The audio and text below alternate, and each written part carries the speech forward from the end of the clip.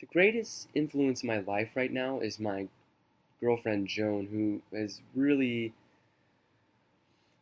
kind of brought me out of my shell, and she's sort of pushed me towards going back to school. This is, I don't know, this really changed my life. She attended the Savannah College of Art and Design, and years later attended Temple for a degree in teaching mathematics. Now, she didn't really use the degree in mathematics. However, she was able to combine the two schools together to create her own special niche in floral design. Um, what inspires me about Joan is that she's just generally crafty. She's able to take from multiple sources of information and create her own unique thing, and it's just really cool to see this process. it, One other thing that's really inspiring about Joan is that she is an individual that a lot of people look up to, because she's so nurturing. She's an empath. She's able to draw many people towards her, but she loves to help people out. Um, and I think that's the reason she went for her teaching degree.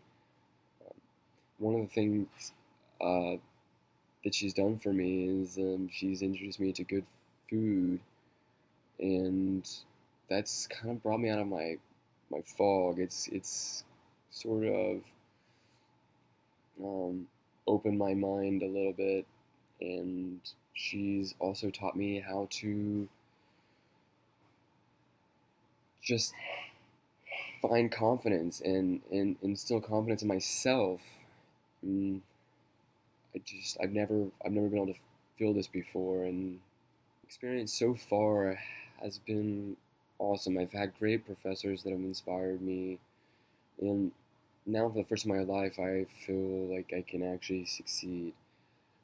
Um, which in the past, I really struggled. I came from a very closed mindset, some an area of a low amount of inspiration. When I was younger, my first experiences with education were very negative. I did not see myself as someone who could succeed. I was put into a closed mindset early on.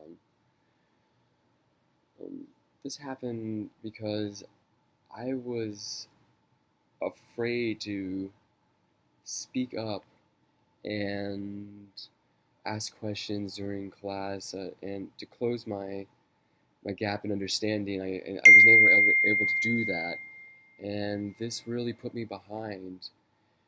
Uh, I can remember struggling so much so that my father would have to come to school and sit with me. And while everyone was out at recess, I was in the classroom studying and just feeling terrible. It was just the worst feeling ever. Fear of looking stupid when asking questions, paired with the education system that was in place during my time, which was basically just to teach, how to memorize and pass the test, and not so much the process behind it, um, created a problem. I really slipped through the cracks. This ended up inevitably leaving me, when I graduated, with no other options besides basically going to the Navy or large amounts of debt in a school that I may or may not succeed in. I didn't have the confidence at the time.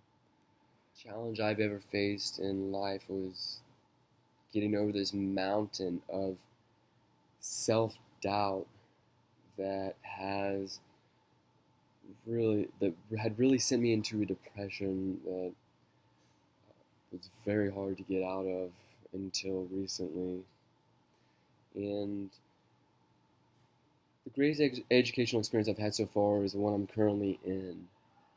It's been one where I've been able to surround myself with individuals that are in a growth mindset, and that's great for me. It's really helped me to get over my fears of of being in a classroom because I'm able to connect and communicate a lot more effectively.